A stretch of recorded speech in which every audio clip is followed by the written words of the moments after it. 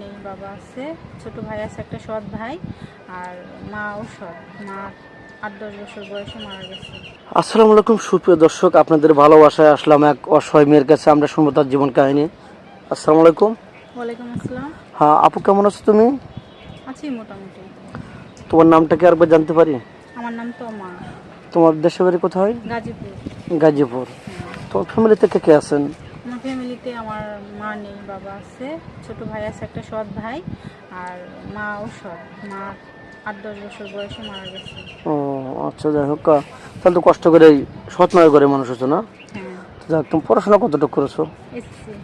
এসেছি। হ্যাঁ। তো যাই হোক, আমাদের ক্যামেরার সামনে কি জন্য আসছো একটু বলবা প্লিজ? হ্যাঁ, আসছি যখন অবশ্যই বলবো। ক্যামেরার সামনে আসছি, আমি বিয়ে করতে চাই এমন একটা ছেলে যে আমার সুখ দুঃখের সাথী হবে, আমি তার পাশে সারা জীবন থাকবো।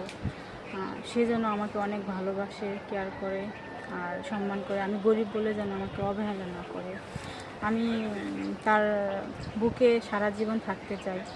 আর যদি তার বুকে ওর ঠাঁই না হয়, তার পায়ে যেন আমার একটু ঠাঁই হয়। আমি এমন একজন ছেলে চাই। তো যাই হোক, আমাদের ক্যামেরার সামনে যে আসছো, হয়তো যে কোনো আশা ভরসা নিয়ে আসছো যে কিছু ভালো কিছু পাবো। তো যাই হোক, তোমার লোক সুন্দর, তোমার চেহারা ভালো, তোমাকে আপন কেউ নিতে চায় না? যেমন খালাতো ভাই, মামাতো ভাই বা পাড়া প্রতিবেশী, নাকি টাকা পয়সা নেই? না, আর্থিক সমস্যার জন্য ওরা আমাদের অবহেলা করে। আমাদের ঘর দরজা, আমাদের ফ্যামিলি মানে খুবই খারাপ অবস্থা। আমার বাবা খুব কষ্ট করে সংসারটা চালায়। যাই হোক, তো আমাদের দ্বারা যদি আমরা বাইরে কোনো প্রবাসী ভাইয়ের সাথে বিয়ে দিয়ে দিই, তোমার ফ্যামিলিগত কোনো সমস্যা না, তোমার আব্বু আমার না করবেন? ভালো। আমার আব্বু জানে আমি এখানে আসছি, আমার ফ্যামিলি জানে। আমার ফ্যামিলি আমার খরচ দিয়ে বিয়ে দিতে পারছে না যৌতুকের জন্য, এই জন্য আমি এখানে আসছি। আমার আব্বুই আমাকে এখানে দিয়ে গেছে আপনাদের হাত তুলে। আচ্ছা, তুমি তো মুসলমান, হ্যাঁ। নামাজ কালাম তো পড়া হয়। জি, নামাজ কালাম করি। যাই হোক, তোমার কি যৌথ ফ্যামিলি ভালো লাগে না সিঙ্গেল ফ্যামিলি ভালো লাগে? আমার যৌথ ফ্যামিলি ভালো লাগে। এমনটা কেন? কারণ ছোটোকালে মা হারাইছি, আর তেমন আদর ভালোবাসা পাইনি। স্বপ্ন আছে স্বামীর ঘরে গিয়ে সবাইকে আপন করে নিয়ে তাদের সাথে চলবো। তারা আমাকে অনেক ভালোবাসবে, আমি তাদের খুব সম্মান করব। তোমাকে কোনো প্রবাসী ভাই, যেমন অনেক প্রবাসী ভাইয়ের দুর্বলতার সুযোগ নিয়ে তার ভাই আরেকজনের হাত ধরে পালিয়ে যায়, তার মনে এমনিতে কষ্ট, আবার যদি দ্বিতীয়বার তোমাকে বিয়ে করেন, আবার কি তুমি তাকে দ্বিতীয়বার সেই কষ্ট দেবে নাকি? এরকম কিছু করবে?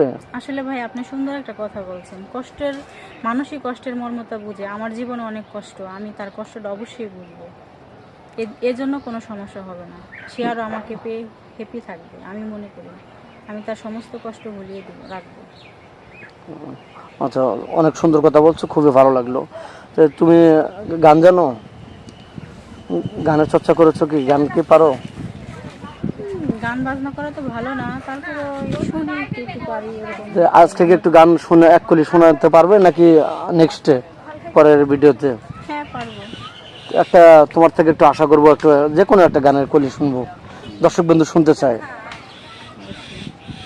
আমি সাজাবো তোমারে আমার মনের মতো করে, সাথী হয়ে থাকো যদি আমারই পাশে, আমি সাজাবো তোমাকে। অনেক সুন্দর। তো দর্শক বন্ধু আগ্রহ ছিল যে মেয়েটা গান জানে কিনা, আমাকে এক ভাই কমেন্ট করছিল, তুমি আগ্রহ ভিডিওতে আসছিল, এই জন্য একটু কলি শোনালাম। খুব সুন্দর, এক্সিলেন্ট। তো যাই হোক, নেক্সটে আসি, ভিডিওটা আর বাড়াতে চাচ্ছি না। তোমাকে কীভাবে পাবে বলো তো? ফোন নাম্বারটা দিয়ে দেবো স্ক্রিনে। ভাইয়া, আমার তো কোনো ফোন নাম্বার নেই। আপনাদের সাথে যোগাযোগ করলে আমাকে পাবে। যাই হোক, দর্শক বন্ধু শুনতে পেলাম, মেয়েটা এক কথাই গোবরে পদ্ম ফুল। মেয়েটা যদি অ্যাপালিটি থাকতো, টাকা পয়সা থাকতো, টাকা পয়সা দ্বন্দ্ব লোক থাকতো, তাহলে এখানে আসতো না। মেয়েটা অনেক সুন্দর, ব্যবহার কালচার অনেক ভালো, মেয়েটা অনেক নরম, ইনশাল্লাহ ঠকবেন না। যাই হোক, আমাদের নাম্বার দেওয়া থাকবে, কেউ ভিডিও কল দেবেন না প্লিজ।